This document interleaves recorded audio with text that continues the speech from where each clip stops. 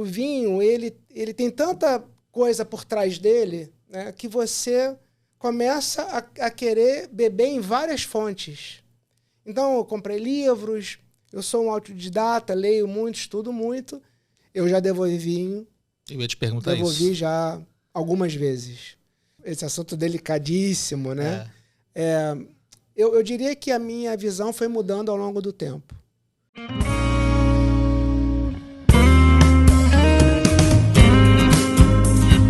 O vinho é democrático. Nós, soberanos.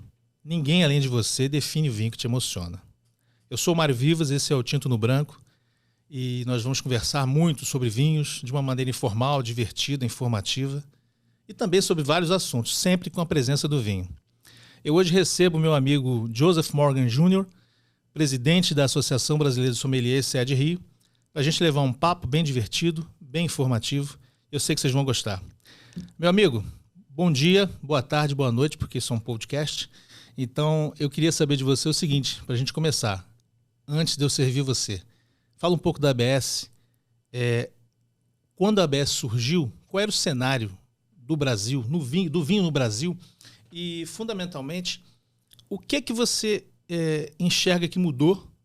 Com isso, a gente vai falar um pouco da tua entrada, alguns anos depois. Você é muito jovem, certamente você não fundou a ABS. Diz para mim aí. Certo. Antes de tudo, bom dia, obrigado pelo convite. Estou muito feliz de estar aqui iniciando essa jornada de podcasts do Tinto no Branco. Então, a ABS, no ano passado, ela completou 40 anos. Eu tive o privilégio de conduzir essas comemorações ao longo do ano passado. E ela foi fundada em 83 por um restaurateur chamado Dânio Braga, e que ele foi realmente visionário, né? Porque era um mercado completamente virgem, né, do ponto de vista da enogastronomia, ou seja, do vinho nas refeições.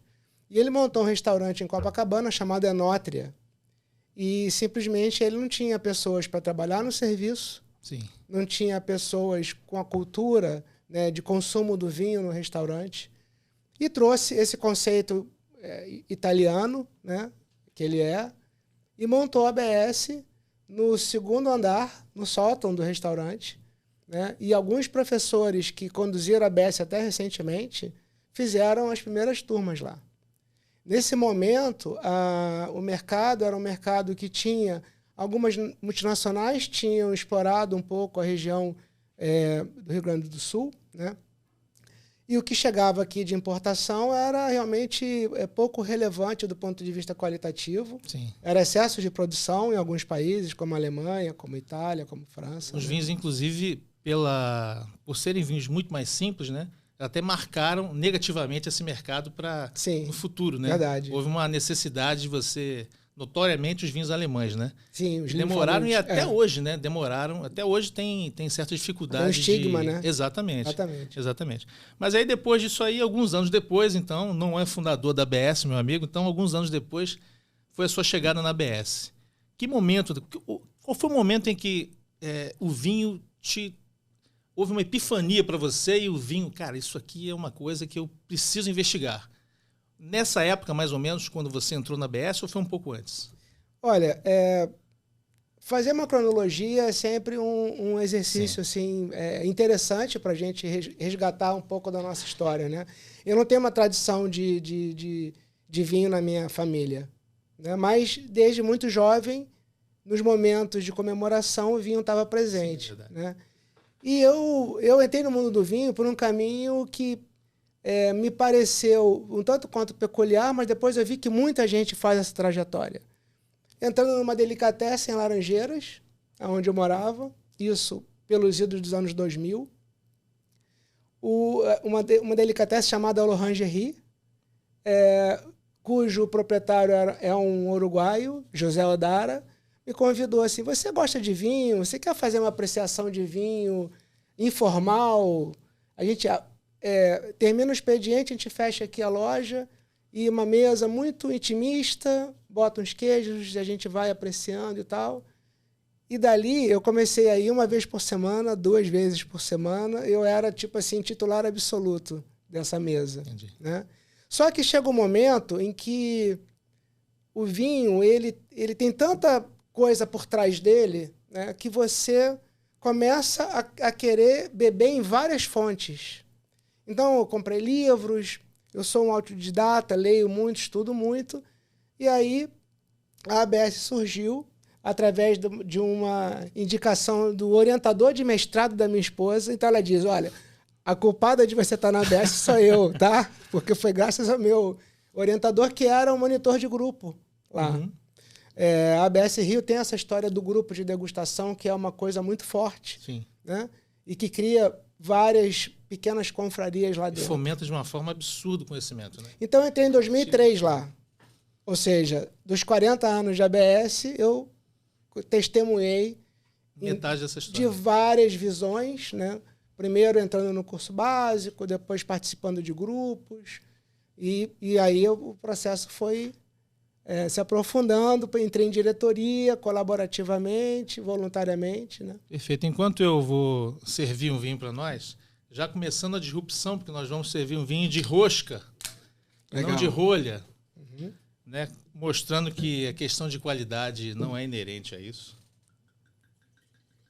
Eu queria que você, enquanto eu sirvo você, falasse sobre um momento muito difícil que foi a pandemia, porque as pessoas não podiam se encontrar para celebrar, para partilhar do vinho e do aprendizado que você troca, né? Porque quando você participa de uma degustação, uma experiência riquíssima, notadamente na ABS, com tanta gente boa, com tanta gente vivida e experiente. Então eu queria que você falasse sobre como a ABS venceu esse momento tão difícil que foi a pandemia de 2020 até 2022, quando nós retomamos, ou final de 21. Final de 21. Final de 21, por favor. Então, eu acho que... Obrigado, Mário. Eu acho o seguinte, às vezes as pessoas acreditam em coincidências, acreditam em acasos. Eu acho que vários fatores fizeram com que eu tivesse à frente da ABS nesse momento. Eu vou te explicar por quê. Em 2019, quando eu assumi o primeiro mandato, eu tinha o objetivo de colocar a ABS num modelo de, vamos dizer, relação com os seus associados online, no sentido de agilizar inscrições para os eventos, poder ter uma divulgação mais ampla e mais democrática, ou seja, tirar qualquer sensação que houvesse de um clube fechado dentro de uma associação. Desculpa, esse é um ponto muito importante, porque a ABS se chama Associação Brasileira de Sommeliers, mas, na verdade, ela é aberta a qualquer indivíduo que queira aprender um pouco mais sobre vinho. Sim. Eu me recordo dos primeiros cursos que lá fiz, introdução ao mundo do vinho. Então, é porque eu tinha essa necessidade, busquei, eu acho que todo mundo que gosta de vinho, que percebe no vinho alguma coisa diferente, algo que pode trazer um prazer especial, ou às vezes até, eventualmente, uma carreira, porque certamente muitos que começaram, que fizeram esse curso introdutório, hoje são profissionais, né? Sim, exatamente. Então, porque o sommelier é uma profissão que ela demorou muito para ser regulamentada, né? Ela foi regulamentada no governo da Dilma e de fato, qualquer pessoa que trabalhe por 2 anos no mercado do vinho, ele pode se declarar sommelier. Né? Acontece que no Brasil, onde há uma certa dificuldade ainda da valorização do serviço, e o vinho tem um valor agregado alto, isso, de certa forma, é uma barreira de entrada para aquela pessoa mais simples, que vem de uma cultura que não é a do vinho e que tem que trabalhar no serviço do vinho. Então, a ABS ela tem um modelo bastante interessante, onde ela tem enófilos, ou seja, apreciadores de vinho, nos seus diversos níveis de relação com vinho, aquele que só quer realmente ter um momento de lazer e descontração no final do dia, e aqueles que querem aprofundar, e que foi o meu caso, né, que eu sou fundamentalmente um enófilo. Né? Só que você vai entrando tanto nesse mundo e vai se aperfeiçoando, que você consegue colaborar e ajudar, inclusive, a treinar os sommeliers que vão fazer o serviço do vinho. Então, a missão fundamental da ABS é formar sommelier. Ou seja, formar profissionais para atuarem no mundo do vinho, e ela, inclusive, é uma entidade sem fins lucrativos. todo o board, toda a diretoria, e eu, presidente, vice-presidente, todos trabalhamos pro bono. Né?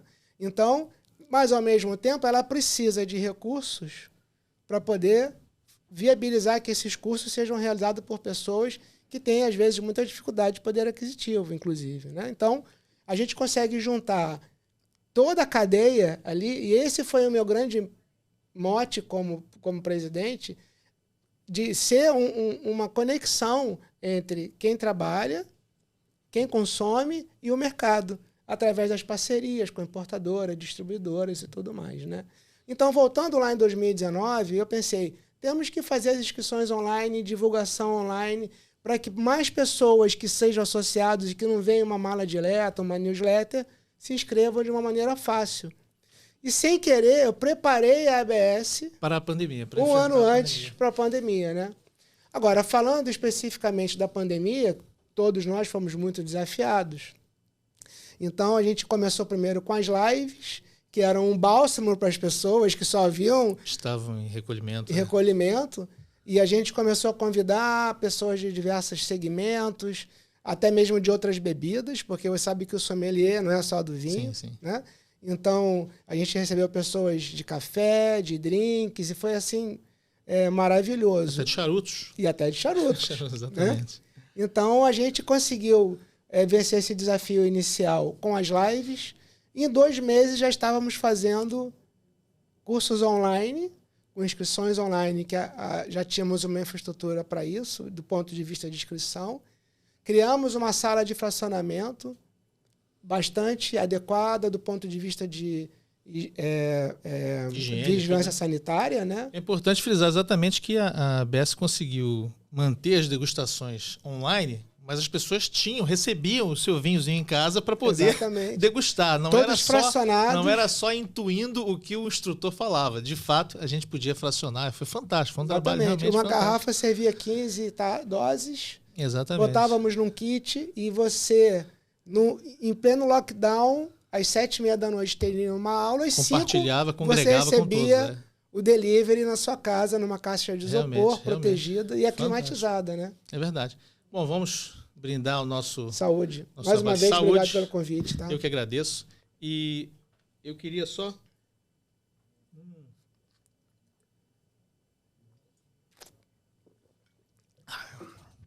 Bom, nós estamos com um vinho uruguaio. Eu abri um vinho de rosca, né? Para exatamente quebrar com o tabu da rolha. Não há problema nenhum, é um vinho bem fresco, né? Um vinho de uma uva que eu adoro, que é Alvarinho. Muito boa acidez. E eu espero falar muito ainda do Uruguai em muitas outras ocasiões aqui, porque é um país que eu adoro, faz vinhos muito bons. E é um pouco, enfim, relegado aqui no Brasil. Não se fala muito. Se fala muito em Argentina e Chile. Também é um país pequeno, pouca produção, mas de qualquer forma é muito válido. Eu quero muito voltar. Boa escolha. E com os vinhos, com os queijinhos da Ipanema, sendo um embaixador de Bordeaux, acho que o título está correto, né? Embaixador de Bordeaux. Isso é um apelido carinhoso. Na verdade, o título seria formador credenciado pelo CIVB, que é o Conselho Interprofissional de Vinhos de Bordeaux, mas cuja missão é promover a região e os seus vinhos. Por isso que tem esse nome carinhoso de embaixador de vinhos de Bordeaux. E eu tenho uma curiosidade muito grande, apesar de ler bastante sobre o assunto, mas sobre a sua opinião a respeito da figura do Robert Parker. Né? Houve até um termo cunhado há um tempo atrás, que era a parkerização, né, das avaliações de vinho e tudo mais. E ele, obviamente, mexeu demais. Foi mais uma daquelas personagens e eventos que mexeu demais com o mundo do vinho. Assim como o Julgamento de Paris, que é um outro assunto muito, muito interessante para mim também, muito caro. Uhum. Mas eu queria, nesse momento, falar um pouco da sua visão sobre essa personagem, né? Com o seu conhecimento de Bordeaux. O que essa personagem, de fato, trouxe para o vinho de Bordeaux? Que sempre foi, né? Bordeaux sempre foi o Everest, né, dos vinhos franceses, mas junto com a Borgonha, sempre foi uma referência. E o que ele aportou? Por que ele é tão relevante? O que ele mexeu no mercado, na sua visão? Tá. Olha, eu não sei se eu vou trazer uma visão disruptiva, porque o que você, de um modo comum, recebe é uma crítica em relação ao Robert Parker. né? Muitos documentários, artigos foram publicados no sentido de detonar e olhar o lado negativo do Robert Parker do ponto de vista de uma certa padronização e homogeneização do vinho, né? Mas, veja bem, se a gente tiver um olhar um tanto quanto acolhedor para o que ele fez, a gente tem que voltar lá praticamente na época da formação da ABS no Rio. Esses 40 anos fizeram muita coisa, muito barulho e muito movimento no mundo do vinho. Naquele momento, o Robert Parker ele fundou o que é hoje o Wine Advocate, né? Era Baltimore Washington Wine Advocate. É a cidade natal dele, né? Exatamente. Baltimore. Então, ele fundou ela em 78. E qual era a visão dele? E que era uma visão que eu concordo.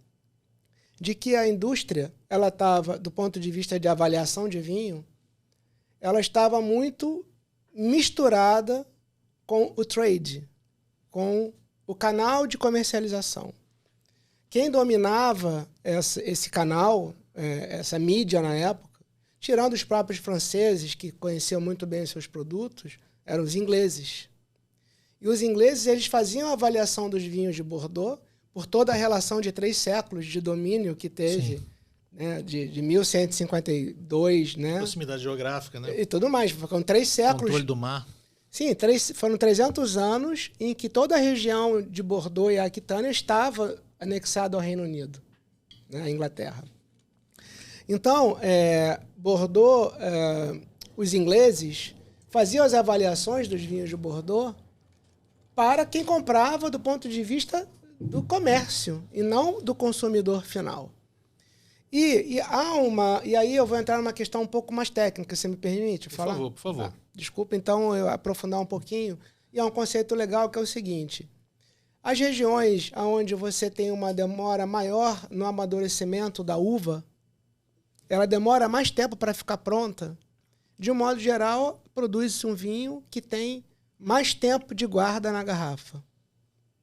Então, guarda isso. Uma região mais quente, de um modo geral, produz um vinho muito bom, mas que, de modo geral, dura menos. Tem uma longevidade menor. Isso. E Bordeaux tinha uma tradição, e ainda tem, dos seus grandes vinhos, de durarem 40, 50 anos perfeitamente, né? Então, até aquele momento, início da década de 80, era muito comum que os Cabernet Sauvignon, que dão longevidade ao vinho, tivesse até uma certa pirazina, que é pimentão, né? Que é exatamente uma nota de pimentão que, quando ela está bem misturada, ela não é um defeito, e quando ela é demais, ela é um defeito, né? Então, os avaliadores ingleses estavam acostumados com essa pirazina. Uhum. Em 82, que foi uma safra disruptiva, e, digamos assim, os primeiros movimentos da nossa mãe terra, do ponto de vista do aquecimento global, produziu uma safra mais quente. E o que aconteceu? A pirazina desapareceu do Cabernet Sauvignon. E o Robert Parker percebeu isso. E bancou como uma safra do século. Ele falou o seguinte, olha, não tem essa pirazina, mas ele tem uma estrutura, ele tem tanino, ele tem acidez, e essa vai ser uma grande safra. E ele fez uma afronta aos ingleses. E também existe uma questão econômica, porque vinham de safras que estavam com grande valor. 80 e 81 foram safras muito bem ranqueadas também. Então, essa coisa de misturar o avaliador com trade, de dizer assim, olha, vamos dar uma criticada para o produtor baixar o preço. E o Robert Parker, ele falou, não, essa safra é maravilhosa. Só que, para que ele se desvinculasse do processo, o que ele fez? Assinatura direta para o consumidor final como uma referência. Então, era impresso... Isso foi uma absoluta novidade na época? Foi, absoluta novidade. novidade. Direto com o consumidor final? Falar com o consumidor final e dando dicas para que ele pudesse entender o que ele ia comprar. Então, ele conseguiu criar... Ele furou essa bolha, né? Ele sabia que ele tinha que conseguir uma massa crítica de assinantes, porque aí ele realmente se considera independente. mas no final se criou uma dependência dele. Verdade. Então, esse ciclo, de fato, a crítica ela é compreensível. Por quê? Porque quando o produtor saca que se ele der uma nota muito boa, o vinho dele vai vender, ele acabou tendo uma influência muito grande, que é a tal parkerização. Ou seja, é fazer um vinho que vai agradar o Robert Parker. Né? Mas se a gente olhar a gênese da questão, ele teve um valor muito grande. Não especificamente para Bordeaux, mas ele fez uma transferência de poder. Ele botou o poder na mão do consumidor de poder avaliar, de poder dizer assim, será que esse vinho que ele está me recomendando é bom? Eu gosto? Será que meu gosto coincide com o dele? Essa é uma marca presente hoje, né? Porque você pega os guias todos, é um guia direto para o consumidor. Eu decido, né? As opiniões estão ali, as avaliações, mas e hoje também nós temos uma oferta de rótulos, né? Uma possibilidade de mercado muito grande, né? Só falando da questão de pontuação também. A pontuação ela era numa escala de 20. Ele criou a de 100. Ele criou de 100 baseada no conceito da Universidade Americana.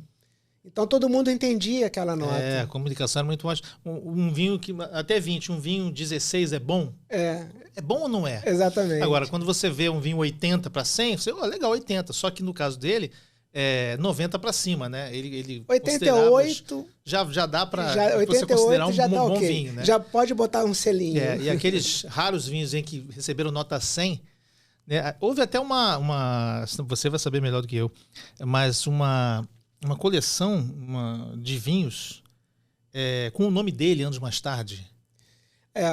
Eu não sei desse... Houve por conta desses vinhos nota 100 que ele deu, e aí foi o momento em que ele, digamos assim, momento de maior crítica, porque ele passou a ser quase era Robert Parker, o nome tinha Robert Parker no rótulo, aí já deixa... Ele abençoava. Aí é uma benção papal, né, do Robert Parker, né? Exatamente. Aliás, você, falando de Bordeaux, eu não vou dar spoiler, tá, gente? Mas você assistiu a série Drops of God, Gotas Divinas? Sim, acabei de assistir domingo. Então, eu não vou dar spoiler, você também não vai. Mas tem ali tem um vinho... não vou dizer, mas é um vinho de Saint-Émilion, né? Que dá uma chacoalhada na história, né? Que eu achei muito interessante. E como a série é muito técnica, porque a gente consegue acompanhar, lógico, seus exageros dramáticos, né? Sempre, mas a série é muito técnica. Então, quem assistir essa série, Gotas Divinas, vai ter uma percepção bastante interessante, principalmente do serviço, né? Sim. Eu achei que o serviço, a técnica do serviço apontada no filme, na série, achei muito interessante, achei muito, muito clara, né?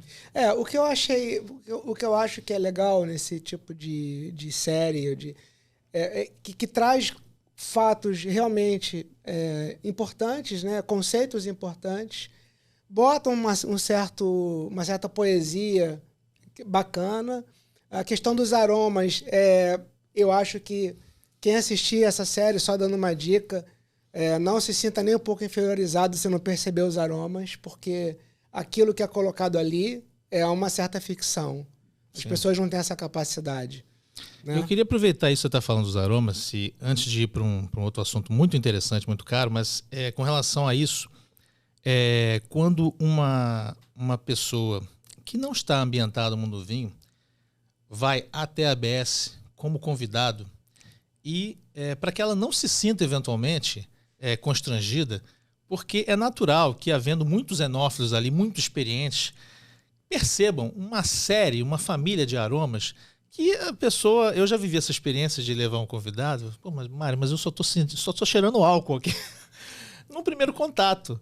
Mas é um processo natural, né?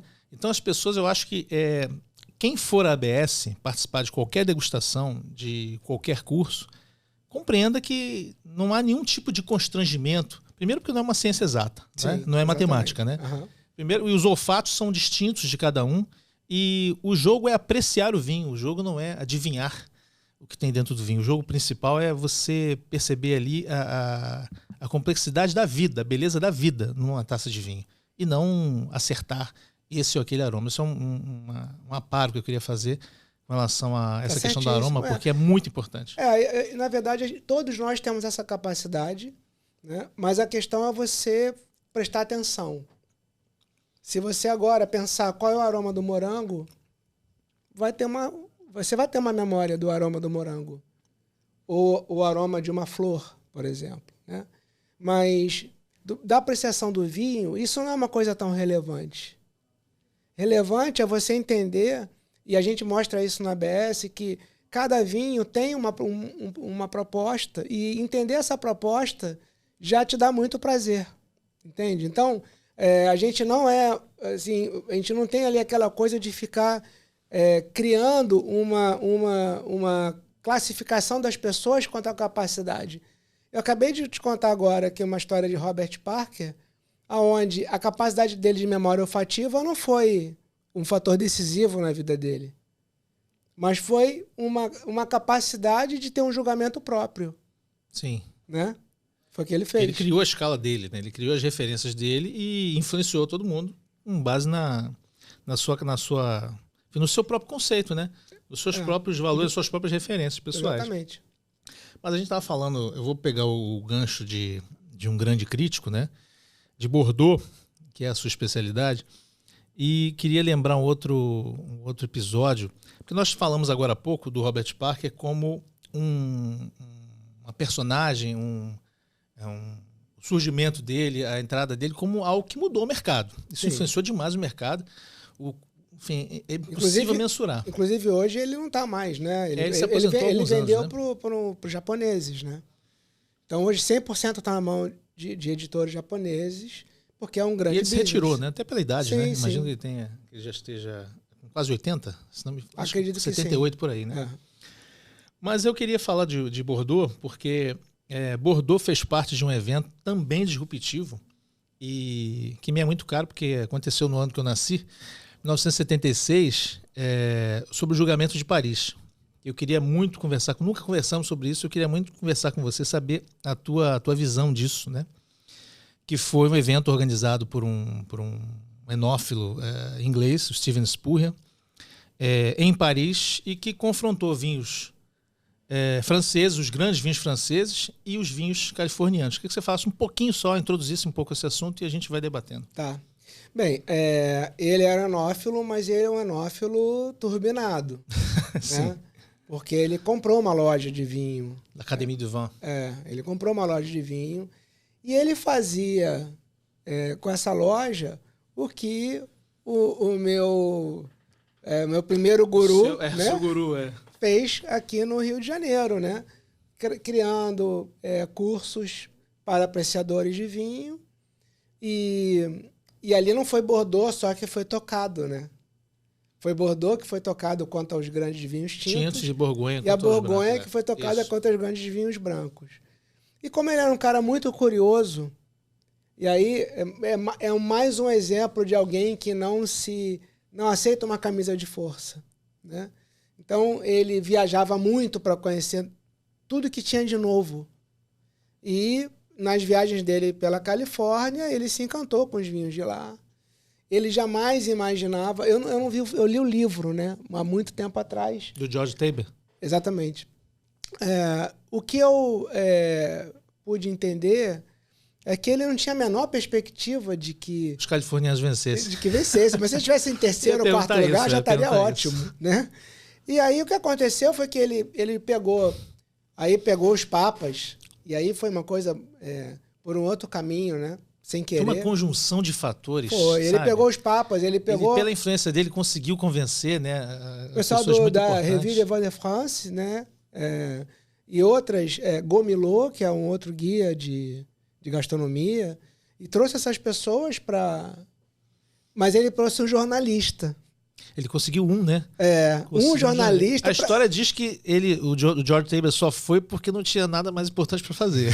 Não sei se é verdade. E esse jornalista foi fundamental para garantir uma lisura no processo. A credibilidade, sem dúvida alguma. E eram, se eu não estou enganado, 10 vinhos. Eram de cada... 4 franceses e 6 californianos, tanto brancos quanto tintos. Portanto, 20 no total. Né? 20 no total. E aí o primeiro a sair a declaração foi dos brancos, né? Foi dos brancos. Tem até Chateau Montelena. Chateau Montelena, Chardonnay 73. Tem há um filme com o Alan Rickman chamado Bottle Shock. E esse filme, obviamente, ele é Hollywood, então a dramatização é uma coisa exageradíssima. O local da degustação parece uma missão espanhola, não tem absolutamente nada a ver com o hotel, né? Foi no hotel Intercontinental. E, enfim, é arrastado, aqueles romances paralelos, enfim. Mas é interessante de ver e perceber que aquilo é uma história real, né? Aquilo, basicamente, os resultados são reais, né? E a figura do Spurrier também é uma figura... depois pelo teu conhecimento de Bordeaux, depois ele ficou banido de Bordeaux por um bom tempo. Não sei nem se chegou a... Ou isso não é história ou isso é marketing dele. Não era uma figura olhada com simpatia. No mínimo, né? No mínimo. Mas o que acontece? Voltando a essa questão histórica, né? Naquele momento, os grandes vinhos precisavam de realmente muito tempo para ficar apreciáveis. Eram vinhos muito duros, os vinhos de Cabernet Sauvignon jovens. E aí, se você pegar a lista, você estava comparando um californiano 7.3 com um Bordeaux 7.2, 7.3 também, que estaria no seu auge. Esse, no final, foi uma certa defesa que os franceses fizeram em seu favor. Mas um ato de arrogância dos franceses, né? Porque eles... mesmo com 3 anos de safra, não há como os californianos serem melhores do que nós. Certamente. E aí aconteceu aquela hecatombe. Mas né? aí colocou a Califórnia no mapa, né? Não só a Califórnia, mas eu ia te perguntar exatamente isso. Colocou todo o Novo Mundo, o chamado Novo Mundo. Sim. Então aquilo foi uma disrupção, assim... acho que como nenhuma outra, porque nós já estávamos... Obviamente, nos anos 70, as telecomunicações já estavam mais avançadas, não como hoje, naturalmente, mas já estavam. Tanto que a revista, o George Taber, era da Time. Então, a Time era um canhão, né, como veículo de comunicação. Sim. E isso deu... os vinhos americanos se esgotaram, né? Tem histórias... O filme mostra isso, né? As pessoas pedindo o Chateau Montelena nos restaurantes e os maîtres nem sabiam necessariamente o que era. E o Stag's Leap? Foi Stag's Leap, só que a diferença, o curioso é que como os vinhos brancos foram servidos antes, quando o resultado saiu e surpreendeu a todos, o Steven sabia que na hora de servir os tintos, os jurados seriam muito mais criteriosos. Mas como ser criterioso se é uma degustação às cegas? Às cegas, exatamente. Aí eles usaram um recurso muito interessante. Eles não deram notas quebradas. Passaram a dar menos notas quebradas para tentar diminuir a distância. De fato, foi o que aconteceu, né? Mas a diferença foi de 1,5 ponto, acho, numa escala até 20. Né? Escala até 20, a famosa escala até 20. Exatamente. Foi de 1,5 ponto a favor do Stag's Leap. Eu tenho espaço para falar de um outro filme que eu... Por favor, claro. Sideways é fantástico. Filmaça, né? Sideways Botou Pinot Noir também. Os Pinot Noir nos Estados Unidos decolaram por conta do... Veja, eu não sei o que Drops of God, o que Gotas Divinas vai poder fazer por alguns rótulos, né? Eu não sei. Eu mesmo já pesquisei. Alguns rótulos, depois de assistir, pesquisei e não sei se já estão inflacionados, mas é possível que algo assim aconteça. Eu queria falar com você, te fazer um bate-bola aqui sobre voltar àquela questão da epifania, do momento do vinho. Se você, mesmo já depois de um degustador experiente, eu diria provavelmente em Bordeaux, eu apostaria que é um Bordeaux, mas às vezes não. Se em algum momento, eu vivi isso 2 vezes, então eu acho isso lindo, quando você abre uma garrafa de vinho e simplesmente você não esperava que você fosse tocado daquela forma. Isso já aconteceu com você? Já. Na verdade, assim, eu acho que o vinho, para mim, o vinho é uma bebida de compartilhar.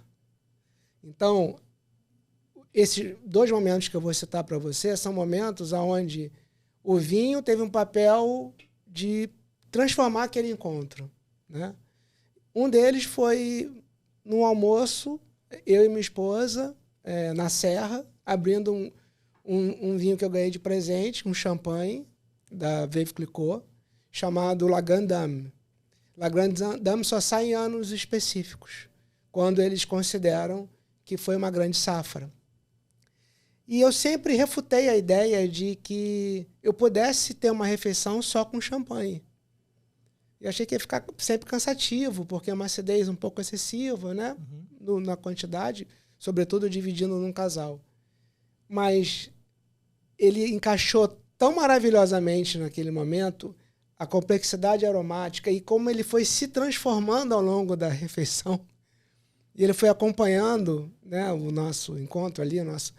E realmente, aquele momento, eu me lembro que era uma Grande Dame 90. Eu ia te perguntar isso, se era um rótulo safrado.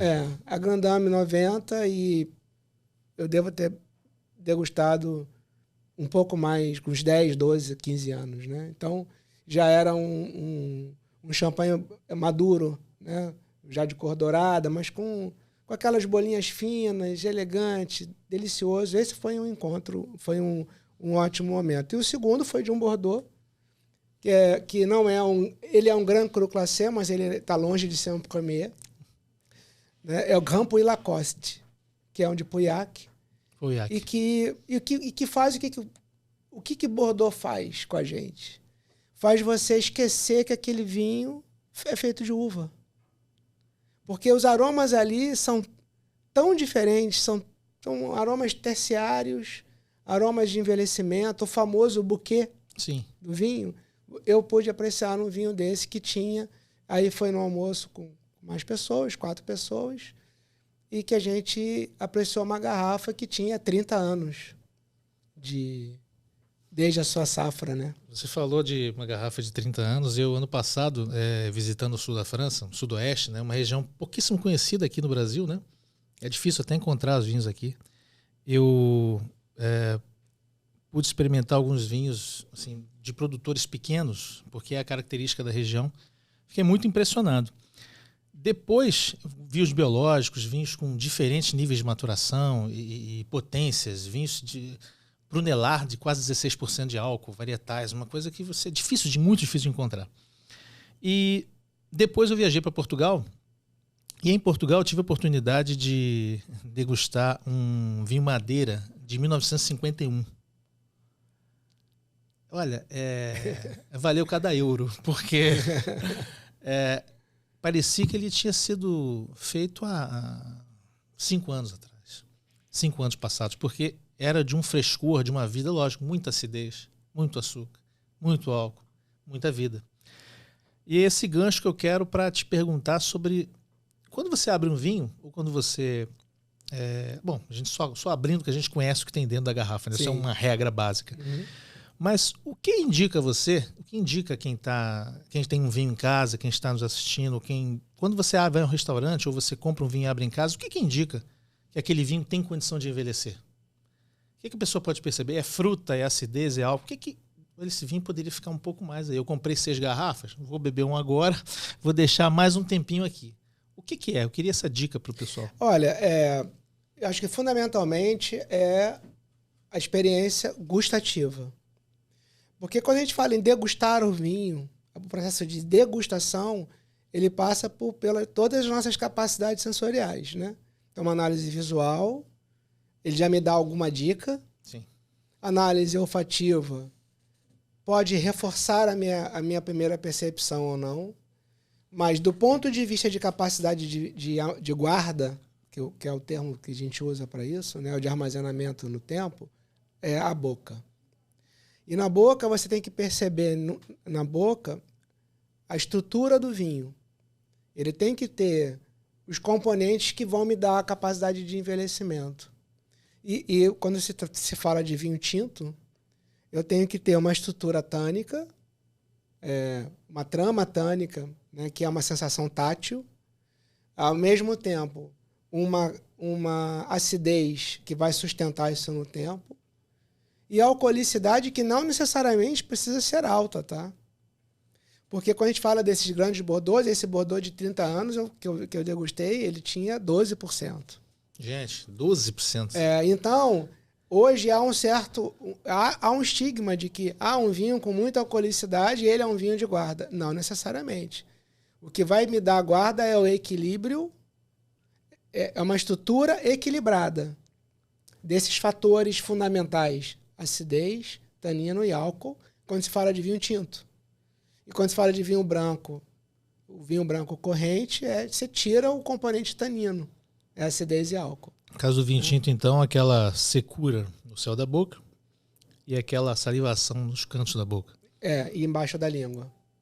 Esse é um conjunto que... Mais o corpo, né? Mais o peso do vinho na língua. Mais o peso do vinho, que dá uma sensação da estrutura. Entendi. Então, e assim, quando você pega um vinho que está jovem e que você percebe que ele pode melhorar com o tempo, naquela refeição você pode fazer uma hiperoxigenação. Sim. Né? Então, você expõe o vinho ao oxigênio, botando num decanter largo, por exemplo, e vinho vai ficar um pouco mais macio ali, mas não é o mesmo efeito do tempo na garrafa. Sim. Mas em alguns vinhos jovens você nota isso, né? Durante uma refeição você nota isso com muita... A evolução. Com muita tranquilidade. Eu fui monitor de grupo por 20 anos na ABS. Né? Recentemente eu parei de monitorar por conta de outras atividades lá. E uma coisa que eu evitava fazer muita decantação para o grupo. Porque para o grupo poder ver o vinho avançando, evoluindo e mudando as suas características na velocidade dele. Entendi. Entendeu? Uma outra dúvida que eu queria partilhar com você, tirar com você, é a seguinte. Isso é uma dúvida que muita gente certamente tem. Não importa nem o quão enófilo a pessoa é, o conhecimento que ela tem, que é o ato de, ao pedir um vinho no restaurante, após a prova, devolvê-lo ou não. Qual é a etiqueta para isso? A regra é o bom senso, basicamente? Ou, de fato, se o vinho estiver... Se o vinho não estiver do seu agrado, acho que não cabe esse ato. Uhum. Se o vinho estiver ruim, ele é mandatório. Né? Mas eu queria a tua visão sobre isso. Olha, eu acho que tem que ter bastante cautela e bastante respeito, né? Por quem está fazendo serviço para você. Eu já devolvi vinho. Eu ia te perguntar isso. Devolvi já algumas vezes. E eu acho que a primeira coisa que eu faço quando eu percebo que ele tem um defeito, não é eu não gostar. Sim. Já aconteceu de eu não gostar, eu ir levando, dependendo se tivesse mais pessoas à mesa. Sim. Ou às vezes, não, tipo, vou deixar isso aqui para outro momento e pedir um outro vinho, né? Mas quando eu percebo que há um defeito, e em geral o defeito ele não poderia ser evitado, porque é um defeito da rolha, sim, que é o famoso bouchonnet, né, do bouchon em francês, que é rolha, é o cheiro de rolha no vinho, que é provocado por uma doença, né, bacteriana que contamina a rolha e contamina o vinho. O que eu faço é, discretamente, chamar quem serviu, que pode nem ser um sommelier, às vezes não tem um sommelier na casa, e dizer, você podia pegar uma tacinha para você e dar uma provadinha nesse vinho? Só para me dar a sua opinião. Então, a partir daí, eu já começo a estabelecer um contato, dizendo assim, olha, tem algo que não está ok, entende? Sim. Na verdade, eu sempre dou prova quando quem me serve não prova. Eu dou prova normalmente. Mas eu estou falando um caso, uma situação extrema, onde não rolou a prova, eu que aprovei o vinho, vamos dizer assim, né? Ou às vezes eu não tive a chance de provar, porque em muitos lugares não tem o protocolo do cuidado de abrir e me dar a prova. Se me desse a prova na hora, eu dizia, tá um pouco esquisito, você pode dar uma provadinha também? Pega uma taça para você. Porque às vezes ele fica com medo de ser repreendido pelo gerente, pelo maître. Aí eu falo assim, pode chamar o maître, ou então mostra para ele como é que tá o vinho, né? E aí eu nunca tive uma dificuldade maior. Nunca precisei de, fazer nenhuma menção. Litigar de forma alguma, né? Nunca precisou litigar de forma alguma. Exatamente. Agora, você falou aí do bouchon. Hoje em dia ainda acontece? Porque a evolução das rolhas, ela ainda acontece? Ainda acontece. De vinhos mais antigos ou mesmo com vinhos mais novos? Mesmo vinhos mais novos. É porque evitar o TCA é um processo muito caro. Tem esse aspecto. Claro. Tem o tratamento, em geral é feito por amostragem. Esse certamente não vai ter o bouchon. Exatamente. Olha a vantagem do screw cap aí. Exatamente. Mas aconteceu uma coisa muito engraçada. Eu levo de vez em quando grupos a Bordeaux. E aí, na nossa última viagem, a gente estava no Chateau Pavie. Sim. o Premier Grand Cru Cassé, né? De Saint-Emilion. Inclusive, né? Que é o topo da pirâmide. E foi uma visita linda. A Pavia é espetacular. E o enólogo, porque, na verdade, quem faz a apresentação, apesar de não ser o enólogo-chefe, é um enólogo com muita bagagem. Ele serviu a gente, todo mundo apreciando, e as pessoas, nossa, que vinho maravilhoso! Oh, eu estava um pouco reticente, mas eu não percebi o Buchonnet de primeira, e ele falou assim, pessoal, recolhe, que esse vinho está Buchonnet. Porque ele está tão acostumado a servir aquele vinho, conhece, sabe? A menor variação para ele. Menor variação, fazer esse vinho está Buchonnet, dentro de uma grande casa de Saint-Emilion. Né? A ponto de quem estava no grupo dizer, pô, deixa eu beber esse assim mesmo, deixa eu fazer uma comparação, né? E já teve várias histórias de sommelier contando que em restaurantes gastronômicos sofisticados do Rio de Janeiro, o casal levou o vinho para comemorar uma data especial, ele provou o vinho, disse discretamente, senhor, esse vinho está com defeito da rolha. Para que não ficasse... Vinho da casa a pessoa levou. Que a pessoa levou. Pagando taxa de rolha e tudo. Isso. Tá com defeito da rolha e tal. E o cara dizia, não tem problema não, pode servir que a gente vai beber. Olha, não há o exemplo melhor sobre aquilo que eu falei no início. O vinho é democrático, nós soberanos. Quem define o vinho que te emociona é você. Perfeitamente. Eu queria falar sobre essa questão da rolha, taxa de rolha, né? Porque é outra dúvida também que certamente muita gente tem. Isso é uma praxe, porque isso parece pro iniciante, enfim, parece um pouco antipático, né? Falando português claro.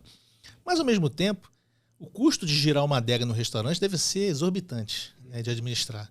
Então, eu acho que faz parte do negócio essa questão de cobrar rolha para levar um vinho de casa, um vinho que eventualmente até não tem ali.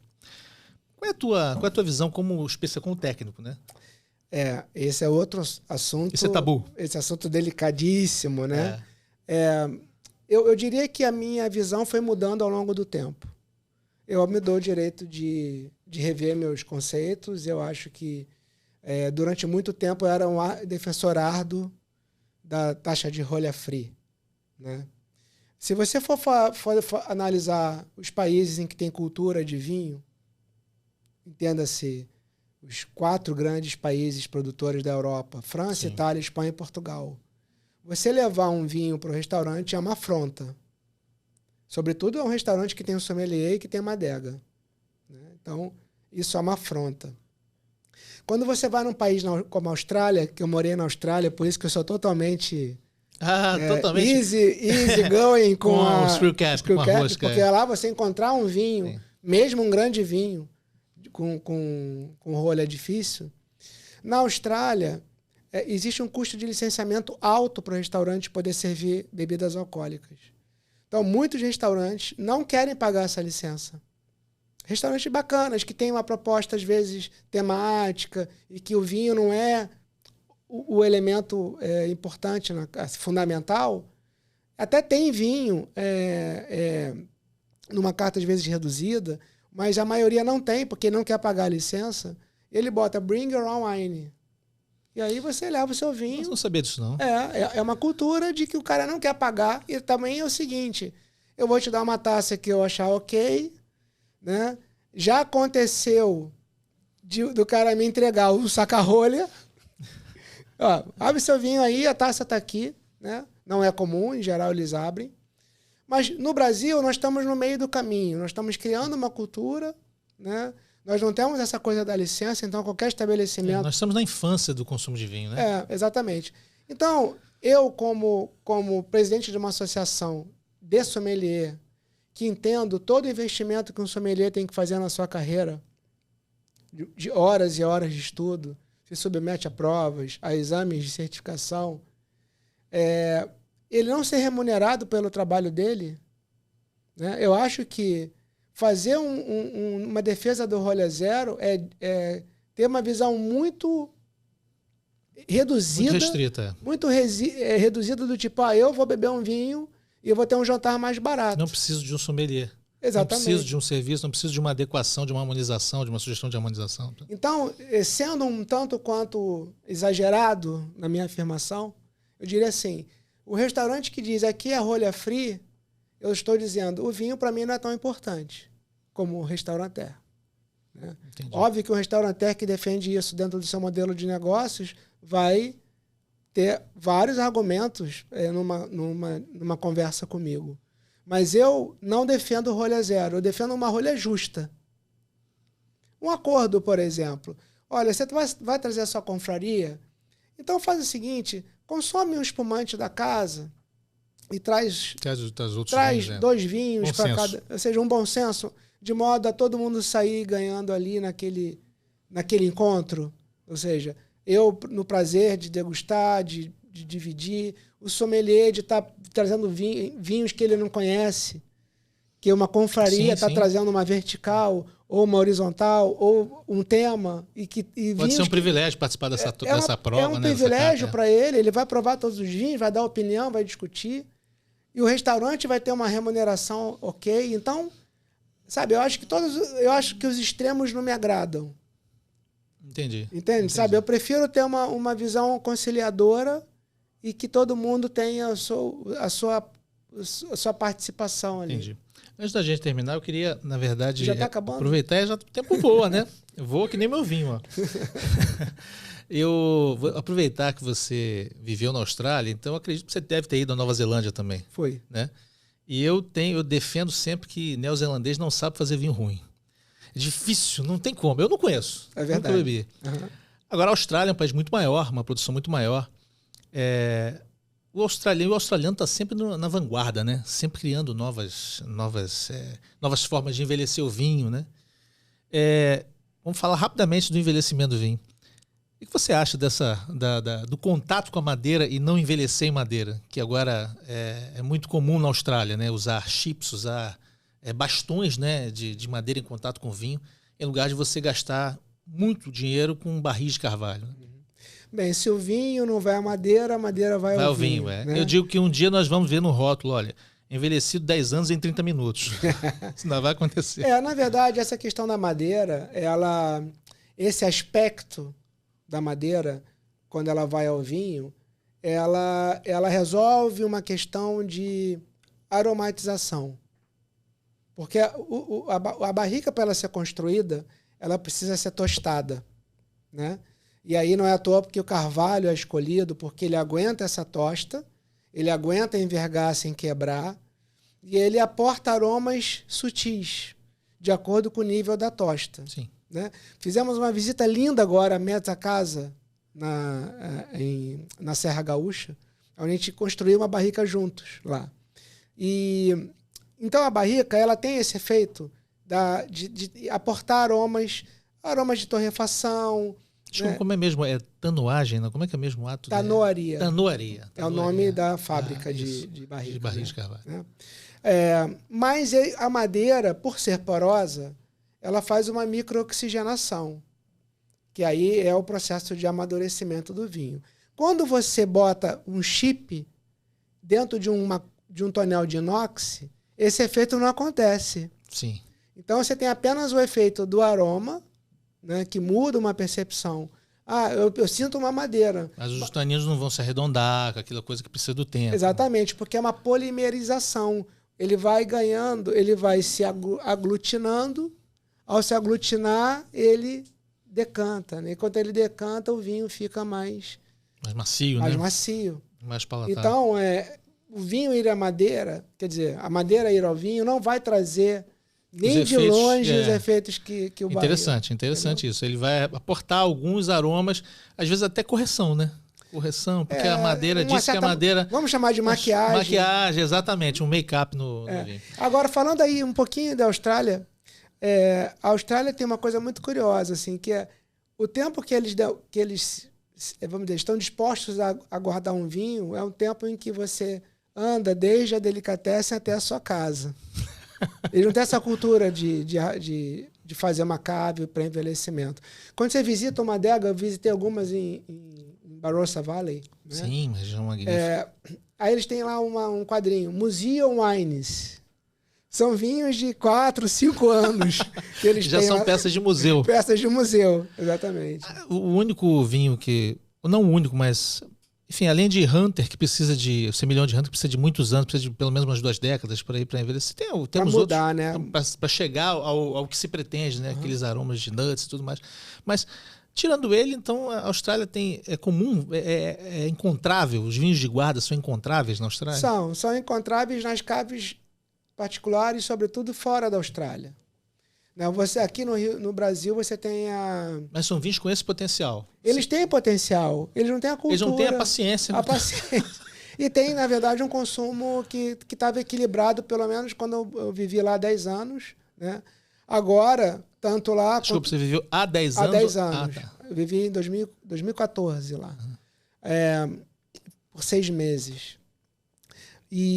Só que hoje, eu li um artigo que saiu agora, recentemente, na Bloomberg, falando que em Riverland, que é uma região de vale enorme, muito grande, eles transformaram em álcool etílico. Uma grande parte da produção. E no mundo inteiro está havendo uma redução de consumo. Por conta de vários aspectos. Guerra, questões climáticas, né? Questões culturais. Né? Então...